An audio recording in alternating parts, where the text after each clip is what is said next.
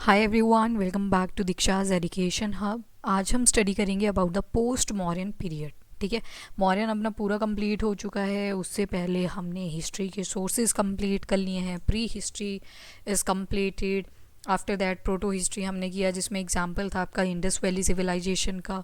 After that we started with the history, जिसमें हमने सबसे पहले वैदिक पीरियड देखा। वैदिक पीरियड को हमने दो हिस्सों में कन्वर्ट कर दिया था, ऋग वैदिक पीरियड एंड लेटर वैदिक पीरियड। क्या क्या डिफरेंसेस थे दोनों में, वो सारी चीज़ें हमने डिस्कस कर ली थी। लिटरेचर क्या क्या इंपॉर्टेंट थे वैदिक पीरियड से, वो सारा हमने कवर अप कर लिया था। कैसे हम इंडस रिवर की तरफ से गंगा यमुना द्वाब की तरफ गए। देन वी डिड महाजनपद के बाद मगध कैसे अराइज करता है। मगध में हमने देखा 3 डायनेस्टीज़ के बारे में, Haryanka dynasty, Shishunaga and Nanda dynasty. उनके किंग्स के बारे में स्टडी करा, उनकी एडमिनिस्ट्रेशन कैसी चल रही थी वो सब हमने स्टडी कर लिया था। उसके बाद हमने बुद्धिज़्म और जैनिज़्म को देखा कि जब ब्राह्मणिकल जो कर्म कांड हुआ करते थे, रिचुअल्स हुआ करते थे, वो इंक्रीज़ करते हैं तो किस तरह से बुद्धिज़्म और जैनिज़्म ग्रो करते हैं। उन दोनों के भी फर्दर डिवीजन हुए, उनके बारे में हमने स्टडी कर लिया था। After that we started with the Mauryan Empire. Mauryan Empire, Chandragupta Maurya was the founder. उनके टीचर was चाणक्य। उसके बाद बिंदुसार आए, बिंदुसार ने आजीविका सेक्ट को अडॉप्ट कर लिया। फिर अशोका आए जिन्होंने हीनयान बुद्धिज़्म को अडॉप्ट कर लिया। एंड फाइनली उसके बाद उनकी जो एडमिनिस्ट्रेशन थी वो कैसी थी वो हमने डिस्कस करा था। And now we are proceeding with the post Mauryans. Post Mauryan की अगर आपको याद हो तो मैंने लास्ट लेक्चर में बताया था कि अब जो टाइम पीरियड रहेगा वो रहेगा फ्रॉम 200 BCE टू 300 AD। कभी कभी आप देखोगे जब सुंगास की बात चल रही होगी तो यहाँ से कोई आ जाएगा बीच में, ठीक है। कभी कन्वुक की बात जब चल रही होगी तो यहाँ से कोई बीच में आ जाएगा। एंड साइमल्टेनियसली ये चीज़ें चलती रहेंगी because they were contemporary to each other. They were contemporary होने की वजह से पढ़ने तो ये एक ही साथ चाहिए, एक ही स्क्रीन पे चाहिए, बट दैट्स नॉट पॉसिबल। तब तो कन्फ्यूज़न ही बहुत ज़्यादा हो जाएगा। So we are starting with the indigenous post Mauryan first of all. फिर उसके बाद फॉरनर्स के बारे में बात करेंगे, Indo Greek, Shaka, Parthian, Kushans. आज हमारा जो फोकस रहेगा वो इन 4 ट्राइब्स और 4 डायनेस्टीज़ के ऊपर होगा, सुंग, कनव, छेदीस। ठीक है, तो ये याद रखो, SKCS। तो शुंगाज ने कैसे एस्टेब्लिशमेंट किया आपको याद होना चाहिए। Last ruler of Mauryan empire जिनका नाम था बृहद्र रथ। बृहद्र रथ उतने ज़्यादा एमिनेंट किंग नहीं थे as that of the Ashoka. और इवन उनको जो इकॉनमी मिली थी मोनार्कियल सिस्टम में वो भी बहुत कम मिली थी, क्योंकि अशोका ने बहुत ज़्यादा डोनेशन कर दिया था और इकॉनमी कहीं से आ नहीं रही थी, जनरेशन हो नहीं रही थी। तो in short we can say कि बृहद्र रथ को वीक एम्पायर मिला कहीं ना कहीं। उन्हीं के कमांडर हुआ करते थे एक पुष्यमित्र सुंगा, जिन्होंने इनको मार दिया और एक नई डायनेस्टी एस्टेब्लिश करी जिसको हम बोलते हैं सुंगा डायनेस्टी। अब इनकी कास्ट के बारे में बात करें तो दे बिलोंग टू द ब्राह्मण कास्ट। ठीक है, कहाँ पे ये चीज़ें हमें मेंशन मिलती है तो बहुत सारे लिटरेरी सोर्सेज हैं अपने पास, जैसे कि हर्षचरिता किसने लिखी थी, मैंने लास्ट लेक्चर में भी आपको बताया था, बाणभट्ट ने ये बुक लिखी थी। फिर उसके बाद आती है एक उपनिषद है जिसका नाम है बृहद्रण्यका उपनिषद। बृहद्रण्यका उपनिषद की अगर आपको याद हो तो ये सबसे ओल्डेस्ट और बिगेस्ट उपनिषद माना गया है आउट ऑफ 108। 108 में भी हम 13 उपनिषद के बारे में पढ़ते हैं और this one was the oldest and the biggest Upanishad. ठीक है, उसके बाद अष्ट अध्यायी ये जो बुक है ये लिखी थी पाणिनि ने, अष्टाध्यायी। ठीक है, उसके बाद मालविका अग्निमित्रम ये बुक लिखी कालिदास ने। बेसिकली एक ड्रामा है ये, संस्कृत ड्रामा, प्ले बोल लो, मालविका अग्निमित्रम। अभी पुष्यमित्र सुंगा का जो लड़का आएगा ना अग्निमित्रम, तो उन्हीं की लव स्टोरी पे एक ड्रामा लिखा गया जिसका नाम है मालविका अग्निमित्रम। फिर दिव्यवदाना याद करो, अवधन टेक्स्ट बुद्धिस्ट लिटरेचर के बारे में जो मेंशन करता है। तो इन सब सोर्सेज से हमें किस चीज़ के बारे में इंफॉर्मेशन मिलती है, अबाउट द सुंगा डायनेस्टी। ठीक है, इन सारी बुक से हमें सुंगा डायनेस्टी के बारे में पता चल जाता है। और इनकी कास्ट जब देखेंगे तो ब्राह्मण कास्ट हम बोल देते हैं। सबसे पहले पुष्यमित्र सुंगा, तो इन्होंने 2 अश्वमेध सेक्रीफाइस करवाए थे। ठीक है, अब ब्राह्मणिकल रिचुअल्स ये दोबारा से रिवाइव करने के ट्राई करेंगे। और ये चीज़ कहाँ पे मेंशन है कि इन्होंने 2 अश्वमेध सेक्रीफाइस करवाए थे। और जिनको नहीं पता अश्वमेध क्या था, तो आपको पिछले लेक्चर्स चेकआउट करने पड़ेंगे, वहाँ पे मैंने ये एक्सप्लेन करा था। अश्व का मतलब होता है घोड़ा। बेसिकली घोड़े को छोड़ दिया जाता है और जितनी टेरिटरी वो डिसाइड करेगा वो सारी राजा की होती है। और इन रिटर्न अगर कोई बोलता है कि नहीं हम अपनी टेरिटरी आपको नहीं देंगे, तो उस केस में फ़ाइट करनी पड़ती थी राजा के साथ, ठीक है। तो इन्होंने 2 अश्वमेध सेक्रीफाइसेस करवाए। अयोध्या इंस्क्रिप्शन है एक धाना का, तो उन्होंने मेंशन कराया। अभी धाना किंग भी आएंगे बहुत बाद में, तो उनके बारे में हम जब स्टडी करेंगे तो दोबारा से ये चीज़ आएगी। तो 2 अश्वमेध सेक्रीफाइस किसने करवाए? पुष्यमित्र शुंगा ने। किसने इन्होंने एक बैक्ट्रियन किंग डिमेट्रियस, अभी मैंने आपको बोला कि ये सारे कंटेम्प्रेरी हैं। ये देखो अब शुंगा की जब बात चल रही है तो इंडो ग्रीक्स का भी मेंशन आ गया साथ ही में, क्योंकि ये कंटेम्प्रेरी हैं तो हमें साथ साथ ही पढ़ने पड़ेंगे। तो एक इंडो ग्रीक किंग था जिसका नाम था डिमेट्रियस, उसको भी डिफीट किया था पुष्यमित्र शुंगा ने, ठीक है। पतंजलि जिन्होंने एक बुक लिखी थी, कौन सी? महाभाष्य, याद कर लो बुक को अब।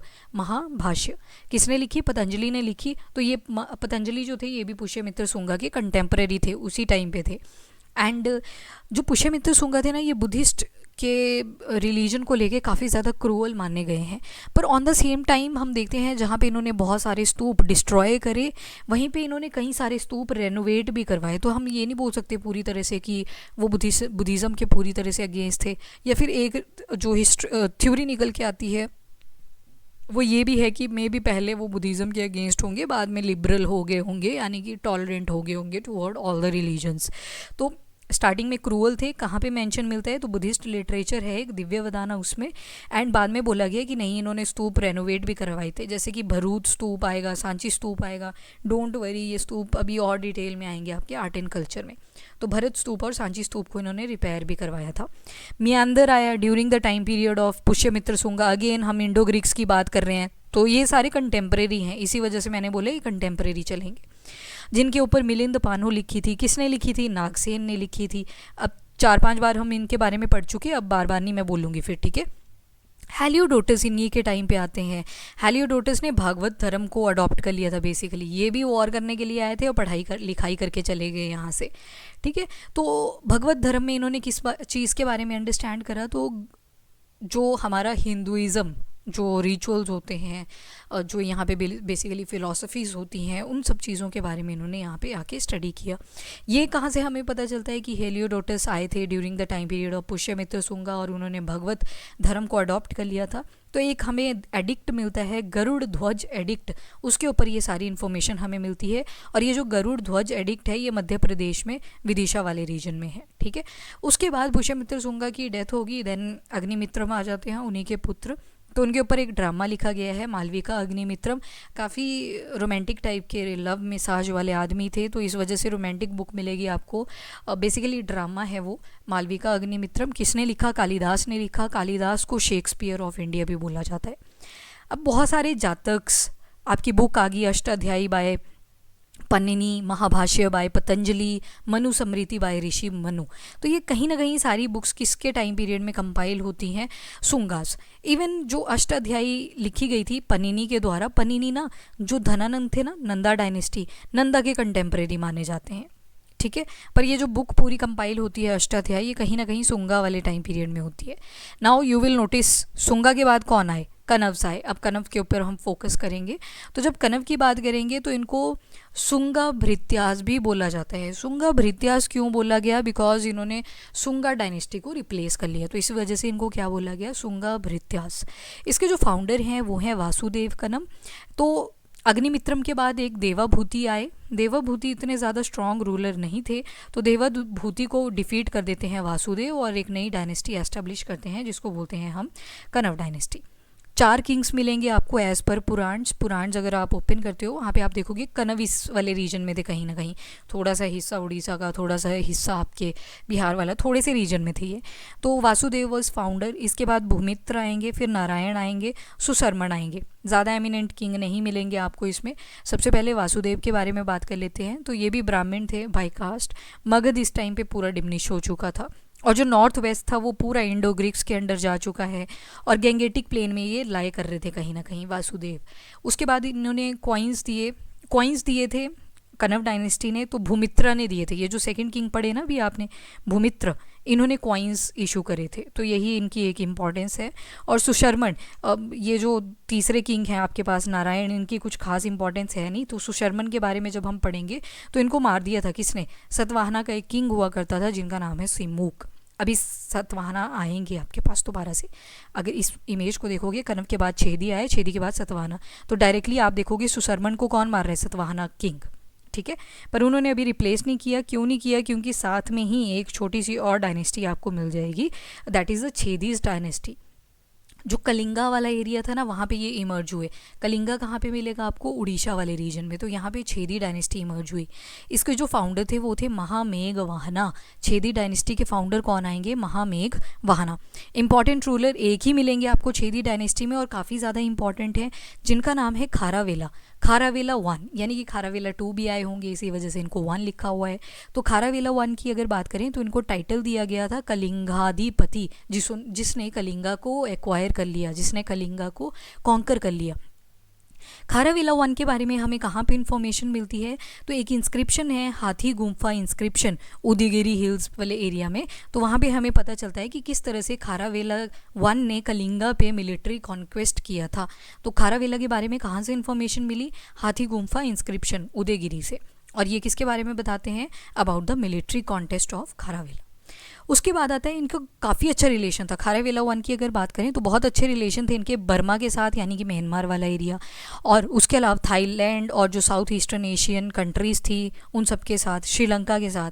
तो इस वजह से खारावेला के बारे में आपको पता होना चाहिए। छेदीस के बहुत इंपॉर्टेंट किंग थे खारावेला वन, कलिंगाधिपति जिनको बोला गया, तो इंपॉर्टेंट है, इस वजह से आपको याद होना चाहिए। नाउ सतवाहना, सतवाहना हमने देख लिया, सुशर्मन को डिफीट कर दिया जो कि कनव डायनेस्टी के थे, और इसके जो फाउंडर हैं वो हैं सिमूक। अब सतवाहना कहीं ना कहीं ये डेक्कन वाला जो एरिया है यहाँ पे आपको मिलेंगे, एंड इनकी जो कैपिटल थी दैट वाज महाराष्ट्र का एक छोटा सा रीजन है प्रतिष्ठाना। प्रतिष्ठाना इनकी कैपिटल हुआ करती थी, और आज जो है वो उसके बाद इन्होंने शिफ्ट कर दिया था टुवर्ड द अमरावती। अमरावती कहाँ पे है, आंध्र प्रदेश में है। सबसे पहले आएंगे सिमूक, फिर आएंगे सतकर्णी वन, फिर आएंगे हाला, फिर आएंगे गौतमीपुत्र सतकर्णी, फिर आएंगे वशिष्ठपुत्र पुलुवामी। इन सब के बारे में ध्यान से सुनिएगा because they are very important. अब देखो सिमूक ने क्या किया, सुशर्मन को मार दिया। सुशर्मन कौन सी डायनेस्टी के थे, कनव डायनेस्टी के थे। इसी के साथ जो कनव डायनेस्टी थी वो पूरी तरह से हो जाती है ख़त्म, जैसे किसकी डेथ हो जाती है, सुशर्मन की। Simuka was the founder of Satavahana. Simuka के बाद आते हैं that is Satakarni one. Satakarni one ने क्या किया था, ये जो कलिंगा वाला रीजन था ना उड़ीसा का, इसको वॉन कर लिया था, जीत लिया था। और जो सतकर्णी वन है इनको लॉर्ड ऑफ दक्षिणापथ भी बोल दिया जाता है। ये चीज़ कहाँ पे मेंशन है, तो एक नैनिका हुआ करती थी, नैनिका ने एक इंस्क्रिप्शन बनवाया था, नाना घाट इंस्क्रिप्शन, उसके ऊपर ये हमें इन्फॉर्मेशन मिलती है। इसके अलावा सतकर्णी वन ने ना एक अश्वमेध भी करवाया, ये जो रिचुअल है घोड़े को छोड़ देना टू डिसाइड द टेरिटरी, तो वो भी करवाया। तो सतकर्णी वन के बारे में आपको ये चीज़ें पता होनी चाहिए। रियल फाउंडर जो माना जाता है वो सतवाहना का वैसे किसको मानते हैं, हाला को भी मानते हैं। हाला वॉज पोएट ऑल्सो, ये राइटर भी थे। गौतमीपुत्र सतकर्णी, अभी बहुत ज़्यादा चीज़ें हैं इनके बारे में, आगे देखते हैं। और फिर उनके पुत्र आएंगे वशिष्ठपुत्र पुलुवामी। अब देखो सतकर्णी वन के बारे में हमने कर लिया। हाला मैंने आपको बताया, एक पॉइंट याद रख लीजिएगा हाला के बारे में कि ही वॉज राइटर ऑल्सो। यहाँ पे पहले हाला के बारे में देख लेते हैं। विजय नंदा के नाम से भी इनका एक कमांडर हुआ करता था, दैट इज़ विजय नंद। विजय नंद को ये भेजते हैं टुवर्ड द श्रीलंका। श्रीलंका का पुराना नाम था सेलन, और ये जीत के आ जाता है। विजय नंदा ने जीत लिया था श्रीलंका वाला एरिया, इनडायरेक्टली हाला ने जीत लिया था क्योंकि विजय नंदा वॉज कमांडर ऑफ हाला। उसके बाद इन्होंने एक बुक लिखी थी गधा सप्तसती, तो इसमें ना लव पोएम्स हैं, प्यार के ऊपर बड़ी सारी पोएम्स लिखी गई हैं प्राकृत लैंग्वेज में, और 40 ऐसी पोएम्स आपको मिलेंगी जो इन्होंने अपने ऊपर ही लिख दी थी, ठीक है, अपने आप को ही एट्रीब्यूट कर दी थी। हालांकि एक मिनिस्टर हुआ करते थे दैट इज़ गुणाधया, ये भी बहुत अच्छे राइटर थे, और इन्होंने लिखी थी बृहद कथा। गुणाधया ने क्या लिखी थी, बृहद कथा। सो ये क्या थे, एक अमात्य थे हालांकि, बट ये भी राइटर थे गुणाधया, तो इन्होंने बृहद कथा के बारे में कंपाइलेशन करी। उसके बाद अब देखेंगे गौतमीपुत्र सतकर्णी के बारे में। एक गौतमीपुत्र सतकर्णी और एक वशिष्ठपुत्र सतकर्णी। पहले छोटा सा ओवरव्यू दे देती हूँ इन दोनों का। यहाँ पे देखो नहापना हुआ करते थे, अभी नहापना आएंगे, ये भी देखो कंटेम्परेरी हैं, तो इस वजह से मैं अभी नहीं बता रही। जो शाक बोले ना मैंने आपको स्टार्टिंग में, ये बार बार देखनी पड़ेगी आपको पिक्चर, नहीं तो एक लिंक नहीं बनेगा। अब देखो ये शाक यहाँ पे चल रहे हैं, ये सतवाहना यहाँ पे है, तो देवर कंटेम्प्रेरी अगेन। बोला ना मैंने कि एक ही टाइम पे चल रहे होंगे ये सारे, तो इस वजह से थोड़ा सा कन्फ्यूज़न हो सकता है। पर अभी शाक के नहापना की बात करूंगी मैं, और सतवाहना के गौतमी पुत्र सतकर्णी की बात करूंगी। देखो अब इन दोनों का क्या रिलेशन था, इस मैप से अंडरस्टैंड करने की ट्राई करना। गौतमी पुत्र सतकर्णी ने अटैक करा नहापना पे और उसको डिफीट कर दिया। नहापना ने बड़े सारे कॉइन्स बनाए थे, इन कॉइन्स को काउंटर स्ट्रक कर दिया। किसने? गौतमी पुत्र सतकर्णी ने। काउंटर स्ट्रक करने का क्या मतलब होता है कि मतलब पहले नहापना की इमेज बनी थी, बाद में गौतमी पुत्र सतकर्णी ने अपनी इमेज बनवा दी उसी इमेज के ऊपर, ठीक है। सो नहापना को किसने डिफीट किया? गौतमी पुत्र सतकर्णी ने। उसके बाद इनका पुत्र आता है वशिष्ठ पुत्र सतकर्णी। यहाँ पे आएगा रुद्रदमन। रुद्रदमन ने अटैक किया वशिष्ठ पुत्र सतकर्णी पे और उनको डिफीट कर दिया, बदला लिया बेसिकली। ये वही रुद्रदमन है जो सुदर्शन लेक को रिपेयर करवाएंगे और एक इंस्क्रिप्शन बनवाएंगे जिसका नाम है जूनागढ़ इंस्क्रिप्शन। आएगा डिटेल में, अभी बस समझो इस चीज़ को। गौतमी पुत्र सतकर्णी ने नहापना को डिफीट किया, बदला लेने के लिए रुद्रदमन ने उसके लड़के वशिष्ठ पुत्र सतकर्णी को अटैक कर दिया, ठीक है। ये सतवाहना है, ये शाकाज है, डन। तो उसके बाद बोला गया मेगस्तिनी भी आया था इनके रीजन में, सतवाहना के रीजन में, क्योंकि ये कंटेम्प्रेरी थे एक दूसरे के। तो ये बोलते हैं कि सतवाहना के पास 1,00,000 इन्फेंट्री थी, आर्मी थी और 20,000 घोड़ सवार थे, ठीक है। चलो ये छोटी सी इन्फॉर्मेशन थी। Now we will focus on the Gautamiputra Satakarni. इनको एक टाइटल भी दिया गया था, एक ब्राह्मणा, ठीक है, एक ब्राह्मणा। और ये इनके बारे में हमें इन्फॉर्मेशन मिलती है फ्रॉम डिफरेंट सोर्सेज, जैसे कि कॉइन्स पर से मिल जाती है। बाकी जो इन्होंने इंस्क्रिप्शंस बनवाए, जैसे कि अभी पढ़ा हमने नाना घाट इंस्क्रिप्शन, नैनिका ने जो बनवाया था, उनके ऊपर इंस्क्रिप्शंस पे हमें इनके बारे में जो है इन्फॉर्मेशन मिल जाती है। एक इम्पॉर्टेंट नासिक प्रशस्ति आती है। अब इंस्क्रिप्शन को ही बोलते हैं प्रशस्ति, पर इस प्रशस्ति के अंदर एक खास बात होती है कि ये जो प्रशस्ति होती है ना, ये किसी राजा की प्रेज़ करती है, तारीफ़ करती है। तो ये इनकी मदर ने बनवाया था नासिक प्रशस्ति, गौतमी बालाश्री। तो उसके ऊपर हमें गौतमी पुत्र सतकर्णी के बारे में इंफॉर्मेशन मिलती है। बाकी मिलिट्री बेस्ड कॉइन्स इन्होंने एस्टेब्लिश किए थे और नहापना को इन्होंने डिफीट किया और साथ में क्या किया, कॉइन्स को काउंटर स्ट्रक भी करा। जो नहापना के कॉइन थे उसके ऊपर अपनी इमेजेस लगवा दी। तो ये इंपॉर्टेंस थी गौतमी पुत्र सतकर्णी की।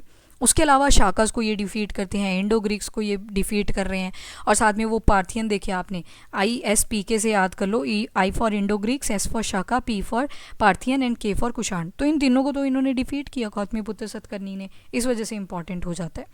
बाकी इनका एक्सटेंशन देखोगे तो बहुत ज़्यादा था। नॉर्थ में ये सौराष्ट्र आपको पड़ेगा, गुजरात वाले रीजन में। तो सौराष्ट्र से लेके जो मालवा वाला रीजन था वहाँ पे, और कोंकण से लेके गोवा से लेके बेराड वाला एरिया, तो यहाँ तक इनका एक्सटेंशन आपको मिल जाएगा। किसका? That is of the Gautamiputra Satakarni. उसके बाद इनका लड़का आता है वशिष्ठ पुत्र सतकर्णी। इनको रुद्रदमन 1 डिफीट कर देते हैं। बेसिकली नहापना का जो बदला था वो लिया इन्होंने एंड फाइनली डिफीट कर दिया वशिष्ठ पुत्र सतकर्णी को। रुद्रदमन ऑफ वेस्टर्न सेट्रैप्स भी इनको बोलते हैं। क्यों बोलते हैं वो भी देखेंगे अपकमिंग लेक्चर्स के अंदर। वेस्टर्न सेट्रैप्स कुछ नहीं है, ऑल्टरनेट नेम है शाक्स के लिए, वेस्ट डायरेक्शन से जो आए थे, बस ये है इतना सा। तो फिर उसके बाद रुद्रदमन 1 ने डिसाइड किया कि matrimonial alliances are better than the war, लड़ने से बेटर है कि शादियां कर लो। फिर इनके बीच में सुलह हो जाती है, ठीक है। एक श्री यज्ञ सतकर्णी के बारे में भी आपको पता होना चाहिए। तो इन्होंने सिल्वर कॉइन इश्यूज़ करे थे और उन सिल्वर कॉइन्स के ऊपर आपको शिप्स के फ़ोटोज़ मिलेंगे। तो श्री यज्ञ सतकर्णी जो वशिष्ठ पुत्र सतकर्णी के बाद आए, श्री यज्ञ सतकर्णी, उनके कॉइन्स के ऊपर, सिल्वर कॉइन्स के ऊपर आपको शिप्स के फ़ोटोज़ मिलेंगे। उसके बाद फ्रेगमेंटेशन शुरू हो जाता है। जैसे वेस्ट में जो नासिक वाला एरिया है महाराष्ट्र का, वहाँ पे अभिराज आ जाते हैं। साउथ वेस्ट अगर आप जाओगे तो वहाँ पे जो बेसिकली नॉर्थ वाला कर्नाटका का पोर्शन था, वहाँ पे बानावंसीज आ जाएंगे। साउथ ईस्टर्न पार्ट में पल्लवाज आ जाएंगे एंड ईस्ट वाली डायरेक्शन में जाओगे कृष्ण गुंतर, तो इसको रूल किया बाद में आंध्राज और इक्ष्वाकुस ने। तो इस तरह से फ्रेगमेंटेशन हो जाती है। Now what was the importance of these post modern जो कि इंडिजिनस थे? सबसे पहले आहारास का मतलब है टेरिटरी की डिवीजन कर दी गई थी, ठीक है, कि ये वाला रूल ये करेगा, ये वाला रूल वो करेगा, बस ऐसे 1 2 3 करके। उसके बाद अमात्य हुआ करते थे, ऑफिशियल्स हुआ करते थे। इनके मैट्रीलिनियल एविडेंसेस मिलते हैं। कैसे? अब देखो, गौतमी पुत्र सतकर्णी हमने देखा। गौतमी पुत्र सतकर्णी का नाम, मम्मी का नाम था गौतमी बालाश्री। तो तो यहाँ पे बोला जाता है कि बच्चे जो थे वो मदर का नाम अपने नाम में रखवाया करते थे, पर कहीं ना कहीं पैट्रीलिनियल भी मिलता है, क्योंकि जो राजा होता था वो हमेशा लड़का ही मिलेगा आपको। तो ये चलो मिक्स से आपको एविडेंसेस मिलेंगे, बट मैट्रीलिनियल का आप एग्जांपल यहाँ पे ऐड ऑन कर सकते हो। और जो राजा होगा वो अगेन कौन, हेड की तरह एक्ट करेगा। गौलमिका थे, गौलमिका किस लिए अपॉइंट करे गए थे, ताकि जो गाँव वाले क्षेत्र थे वहाँ पे एडमिनिस्ट्रेशन इफेक्टिवली कर सकें, गौलमिका। उसके बाद टैक्स फ्री ग्रांट्स दी जाती थी ब्राह्मण्स को, मतलब ब्राह्मण्स को टैक्स नहीं पे करना पड़ता था। और लेड के कॉइन बने इनके टाइम पीरियड में, ठीक है। जो पारा तो नहीं बोलेंगे इसको, कुछ बोलते हैं, और लेड को क्या बोलते हैं हिंदी में, एनीवेज जो लेड कॉइन्स थे वो बने थे during the time period of the Satavahana specifically अगर मैं बात करूं। एंड सैलरी की जगह पे ज़मीन दे दी जाती थी, और धान की खेती ये किया करते थे। गोल्ड को ये बुलियन भी बोला करते थे। और कॉइन्स आपको लेड के भी मिले, पोतिन के भी मिलते हैं। ये पोतिन क्या होता है, तो सिल्वर की ही तरह होता है, पर उसमें क्या किया जाता है, सिल्वर नहीं होता, दिखता है सिल्वर की तरह, कॉपर, लेड और टिन का बना होता है वो। किस किस का, copper, lead and tin, copper, lead and tin. PB stand for lead, symbol होता है लेड का PB, and SB stand for tin, ठीक है। सो ये कॉइन्स मिलते हैं during their time period. Roman empire के साथ इनका ट्रेड हुआ करता था, बाकी रिलीजन्स को लेके काफ़ी टॉलरेंट थे। अब हम देखेंगे फॉरेन इन्वेजन्स के बारे में, दैट इज़ ISPK। अब जो अभी आपने पढ़ लिया ना इंडिजिनस वाले, इनके नाम दोबारा से आएंगे यहाँ पे, किसकी किसके साथ लड़ाई हो रही है वो सारी चीज़ें, पर ये देखेंगे नेक्स्ट लेक्चर में, बिकॉज ये काफ़ी कन्फ्यूजिंग लगेंगी अब आपको चीज़ें, क्योंकि एक डायनेस्टी दूसरी डायनेस्टी के साथ अब इंटरफेरेंस शो करेगी। तो दोबारा से ये चीज़ें देख लो, हमने पोस्ट मॉडर्न शुरू करा है, 3rd सेंचुरी BCE से लेके 3rd सेंचुरी AD तक की बात करेंगे। पहले हमने देखे इंडिजिनस, इंडिजिनस कैसे याद रखोगे, SKCS, यानी कि सुंगास आएंगे पहले, फिर कनव, छेदी और सतवाहनास। तो सबसे इंपॉर्टेंट यहाँ पे आपको सतवाहना मिलेंगे, सुंगास मिलेंगे, छेदी में खारावेला मिलेगा, ठीक है।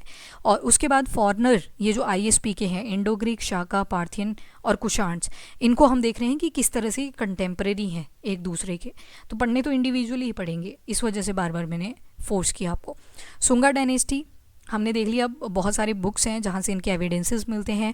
फाउंडर यहाँ पे पुष्यमित्र सुंगा आ जाएंगे, अग्निमित्र उनको फॉलो करेंगे। फिर कनव डायनेस्टी आएगी, वासुदेव कनव ने डिफीट कर दिया था देवाभूति को। देवाभूति एक सुंगा डायनेस्टी के किंग हुआ करते थे, पर ज़्यादा एमिनेंट नहीं थे, इसी वजह से ज़्यादा हम इनके बारे में नहीं पढ़ते।